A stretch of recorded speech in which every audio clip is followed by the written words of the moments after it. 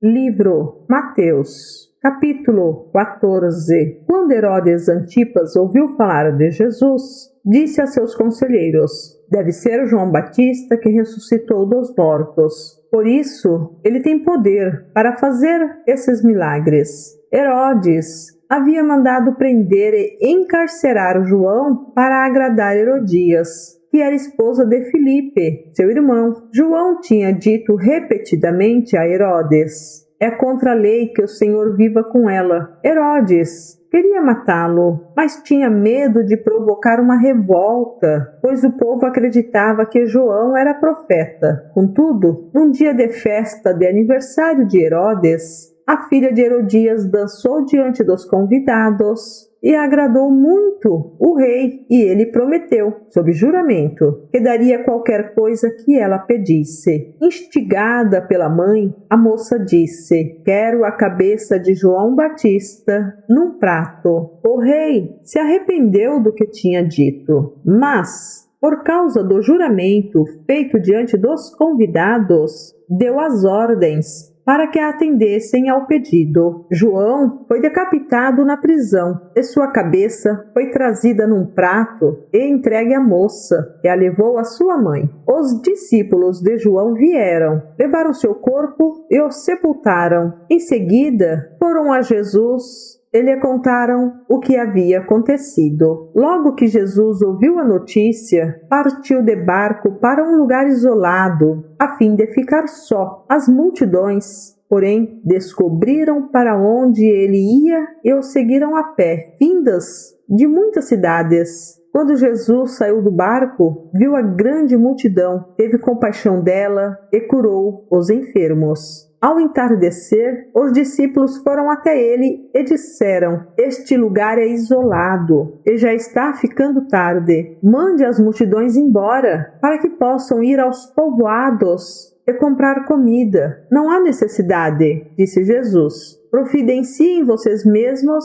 alimento para elas. Eles responderam: temos apenas 5 pães e 2 peixes. Tragam para cá, disse ele. Em seguida, mandou o povo sentar-se na grama. Tomou os 5 pães e os 2 peixes, olhou para o céu e os abençoou. Então, partiu os pães em pedaços e os entregou a seus discípulos, que distribuíram às multidões. Todos comeram à vontade, e os discípulos recolheram 12 cestos com as sobras. Os que comeram foram cerca de 5.000 homens, sem contar mulheres e crianças. Logo em seguida, Jesus insistiu com seus discípulos que voltassem ao barco e atravessassem até o outro lado do mar, enquanto ele despedia as multidões. Depois de mandá-las para casa, Jesus subiu sozinho ao monte, a fim de orar. Quando anoiteceu, ele ainda estava ali, sozinho. Enquanto isso, os discípulos, distantes da terra firme,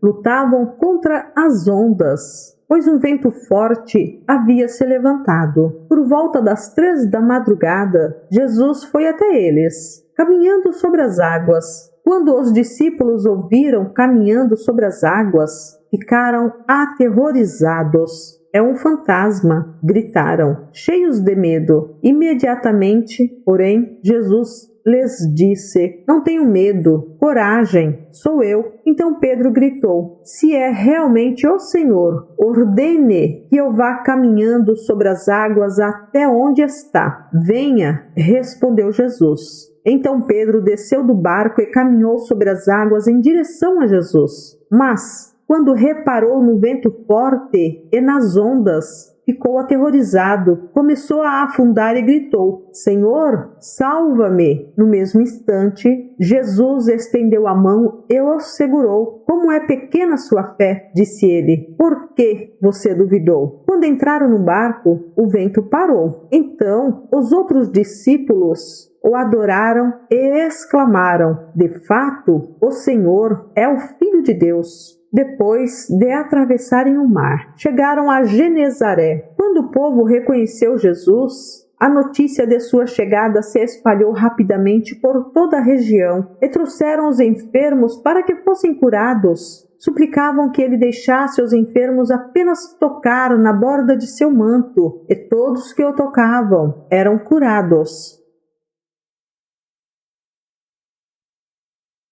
Livro de Mateus, capítulo 15. Então, alguns fariseus e mestres da lei chegaram de Jerusalém para ver Jesus e lhe perguntaram: por que seus discípulos desobedecem à tradição dos líderes religiosos? Eles não respeitam a cerimônia de lavar as mãos antes de comer. Jesus respondeu: e por que vocês, com suas tradições, desobedecem ao mandamento de Deus? Pois Deus ordenou: honre seu pai e sua mãe, e quem insultar seu pai ou sua mãe será executado. Em vez disso, vocês ensinam que, se alguém disser a seus pais: sinto muito, mas não posso ajudá-los, jurei entregar como oferta a Deus aquilo que eu teria dado a vocês, não precisará mais honrar seus pais. Com isso, vocês anulam a palavra de Deus em favor de sua própria tradição. Hipócritas! Isaías tinha razão quando assim profetizou a seu respeito: este povo me honra com os lábios, mas o coração está longe de mim. Sua adoração é uma farsa, pois ensinam ideias humanas como se fossem mandamentos divinos. Jesus chamou a multidão para perto de si e disse: ouçam e procurem entender. Não é o que entra pela boca que os contamina. Vocês se contaminam com as palavras que saem dela. Então os discípulos vieram e perguntaram: o Senhor sabe que ofendeu os fariseus com isso que acabou de dizer? Jesus respondeu: toda planta que meu Pai Celestial não plantou será arrancada pela raiz. Portanto, não façam caso deles. São guias cegos conduzindo cegos, e, se um cego conduzir outro, ambos cairão numa vala. Então Pedro disse: explique-nos a parábola de que as pessoas não são contaminadas pelo que comem. Ainda não entendem? Perguntou Jesus. Tudo que comem passa pelo estômago e vai para o esgoto, mas as palavras vêm do coração, e é isso que os contamina, pois do coração vêm maus pensamentos, homicídio, adultério, imoralidade sexual, roubo, mentiras e calúnias. São essas coisas que os contaminam. Comer sem lavar as mãos não os contaminará. Então Jesus deixou a Galiléia rumo ao norte, para a região de Tiro e Sidom. Uma mulher cananeia que ali morava veio a ele suplicando: Senhor, filho de Davi, tenha misericórdia de mim. Minha filha está possuída por um demônio que a atormenta terrivelmente. Jesus não disse uma só palavra em resposta. Então os discípulos insistiram com ele: mande-a embora. Ela não para de gritar atrás de nós. Jesus disse à mulher: fui enviado para ajudar apenas as ovelhas perdidas do povo de Israel. A mulher, porém, aproximou-se, ajoelhou-se diante dele e implorou mais uma vez: Senhor, ajude-me. Jesus respondeu: não é certo tirar comida das crianças e jogá-la aos cachorros. Senhor, é verdade, disse a mulher. No entanto, até os cachorros comem as migalhas que caem da mesa de seus donos. Mulher, sua fé é grande, disse-lhe Jesus. Seu pedido será atendido. E, no mesmo instante, a filha dela foi curada. Deixando aquele lugar, Jesus voltou ao mar da Galileia e subiu a um monte, onde se sentou. Uma grande multidão veio e colocou diante dele aleijados, cegos, paralíticos, mudos e muitos outros. E ele curou a todos. As pessoas ficavam admiradas e louvavam o Deus de Israel, pois os que eram mudos agora falavam, os paralíticos estavam curados, os aleijados andavam e os cegos podiam ver. Então Jesus chamou seus discípulos e disse: Tenho compaixão dessa gente. Estão aqui comigo há 3 dias e não têm mais nada para comer. Se eu os mandar embora com fome, podem desmaiar no caminho. Os discípulos disseram: Onde conseguiríamos comida suficiente para tamanha multidão neste lugar deserto? Jesus perguntou: Quantos pães vocês têm? 7. E alguns peixinhos, responderam eles. Então Jesus mandou todo o povo sentar-se no chão. Tomou os 7 pães e os peixes, agradeceu a Deus e os partiu em pedaços. Em seguida, entregou-os aos discípulos e os distribuíram à multidão. Todos comeram à vontade e os discípulos recolheram ainda 7 cestos grandes com as sobras. Os que comeram foram 4.000 homens, sem contar mulheres e crianças. Então Jesus os mandou para casa, entrou num barco e atravessou para a região de Magadã. Livro Mateus, capítulo 16. Os fariseus e saduceus vieram pôr Jesus à prova, exigindo que lhes mostrasse um sinal do céu. Ele respondeu: Vocês conhecem o ditado: céu vermelho ao entardecer, bom tempo amanhã. Céu vermelho e sombrio logo cedo, mau tempo o dia todo. Vocês sabem identificar as condições do tempo no céu, mas não sabem interpretar os sinais dos tempos. Pedem um sinal porque são uma geração perversa e adúltera. Mas o único sinal que lhes darei será o sinal do profeta Jonas. Então Jesus os deixou e se retirou. Mais tarde, depois de atravessar o mar, os discípulos descobriram que tinham se esquecido de levar pães. Jesus os advertiu: Fiquem atentos. Tenham cuidado com o fermento dos fariseus e saduceus.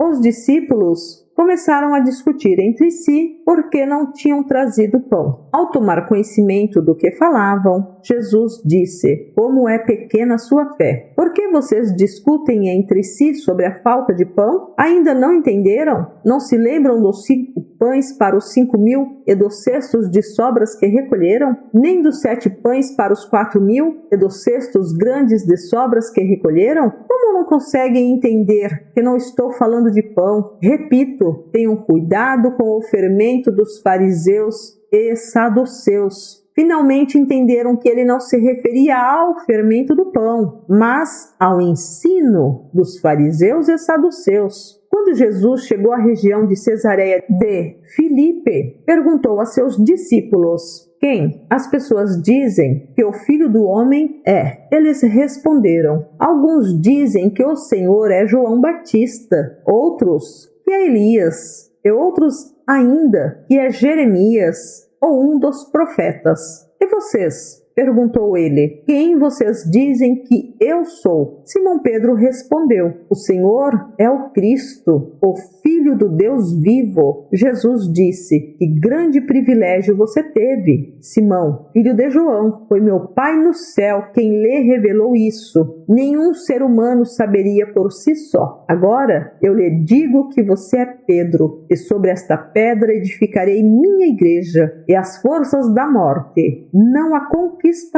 Eu lhe darei as chaves do reino dos céus. O que você ligar na terra terá sido ligado no céu, e o que você desligar na terra terá sido desligado no céu. Então ele advertiu a seus discípulos que não dissessem a ninguém que ele era o Cristo. Daquele momento em diante, Jesus começou a falar claramente a seus discípulos que era necessário que ele fosse a Jerusalém e sofresse muitas coisas terríveis nas mãos dos líderes do povo, dos principais sacerdotes e dos mestres da lei. Seria morto, mas no 3º dia ressuscitaria. Pedro o chamou de lado e começou a repreendê-lo por dizer tais coisas. Jamais, Senhor, disse ele, isso nunca lhe acontecerá. Jesus voltou-se para Pedro e disse: Afaste-se de mim, Satanás. Você é uma pedra de tropeço para mim. Considera as coisas apenas do ponto de vista humano e não da perspectiva de Deus. Então Jesus disse a seus discípulos: se alguém quer ser meu seguidor, negue a si mesmo, tome sua cruz e siga-me. Se tentar se apegar à sua vida, a perderá, mas se abrir mão de sua vida por minha causa, a encontrará. Que vantagem há em ganhar o mundo inteiro, mas perder a vida? E o que daria o homem em troca de sua vida? Pois o Filho do Homem virá com seus anjos na glória de seu Pai e julgará cada pessoa de acordo com suas ações. Eu lhes digo a verdade, alguns que estão aqui neste momento não morrerão antes de ver o Filho do Homem vindo em seu reino.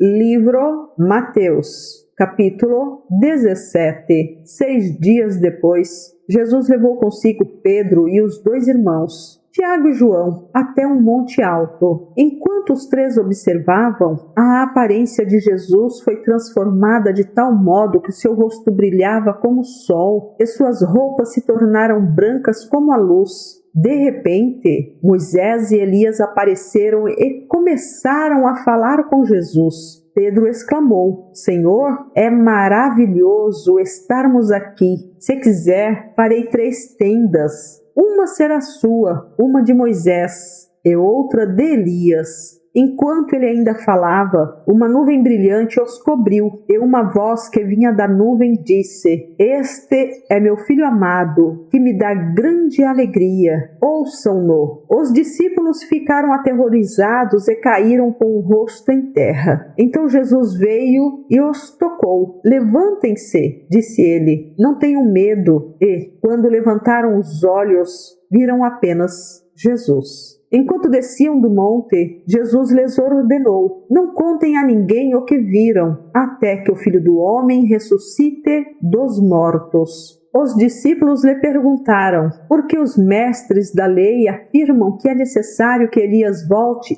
antes que o Cristo venha? Jesus respondeu: de fato, Elias vem e restaurará tudo. Eu, porém, lhes digo: Elias já veio, mas não o reconheceram e preferiram maltratá-lo. Da mesma forma, também farão o Filho do Homem sofrer. Então os discípulos entenderam que ele estava falando de João Batista. Ao pé do monte, uma grande multidão os esperava. Um homem veio, ajoelhou-se diante de Jesus e disse: Senhor, tenha misericórdia de meu filho. Ele tem convulsões e sofre terrivelmente. Muitas vezes cai no fogo ou na água. Eu o trouxe a seus discípulos, mas eles não puderam curá-lo. Jesus disse: geração incrédula e corrompida, até quando estarei com vocês? Até quando terei de suportá-los? Tragam o menino para cá. Então Jesus repreendeu o demônio e ele saiu do menino, que ficou curado a partir daquele momento. Mais tarde, os discípulos perguntaram a Jesus em particular: por que não conseguimos expulsar aquele demônio? Porque a sua fé é muito pequena, respondeu Jesus. Eu lhes digo a verdade, se tivessem fé, ainda que do tamanho de uma semente de mostarda, poderiam dizer a este monte: mova-se daqui para lá, e ele se moveria. Nada seria impossível para vocês. Mas essa espécie não sai senão com oração e jejum. Quando voltaram a se reunir na Galileia, Jesus lhes disse: o Filho do Homem será traído e entregue em mãos humanas. Será morto, mas no 3º dia ressuscitará. E os discípulos se encheram de tristeza. Quando Jesus e seus discípulos chegaram a Cafarnaum, os cobradores do imposto do templo abordaram Pedro e lhe perguntaram: seu mestre não paga o imposto do templo? Sim, paga, respondeu Pedro. Em seguida, entrou em casa. Antes que ele tivesse oportunidade de falar, Jesus lhe perguntou: o que você acha, Simão? O que os reis costumam dizer? Cobram impostos de seu povo ou dos povos conquistados? Cobram dos povos conquistados, respondeu Pedro. Pois bem, disse Jesus, os cidadãos estão isentos. Mas, como não queremos que se ofendam, desça até o mar e jogue o anzol. Abra a boca do primeiro peixe que pegar, e ali encontrará uma moeda de prata. Pegue-a e use-a para pagar os impostos por nós dois.